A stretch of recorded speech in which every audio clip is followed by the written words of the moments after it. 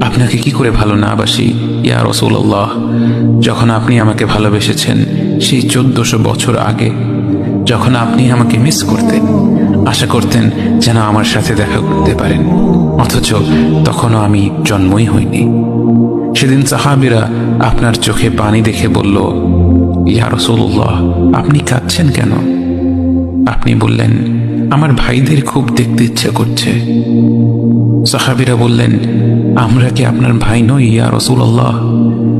আপনি বললেন, না, তোমরা আমার সাহাবী। আমার ভাই হলো তারা যারা আমার পরে আসবে এবং আমাকে কখনো না দেখেও তারা আমাকে বিশ্বাস করবে। মৃত্যু শয্যায় শুয়ে আপনার অন্তরে এই চিন্তা ছিল যে আমাদের পরিণতি কি হবে। উম্মতি উম্মতি বলতে বলতে আপনি আপনার রবের নিকট ফিরে গিয়েছেন।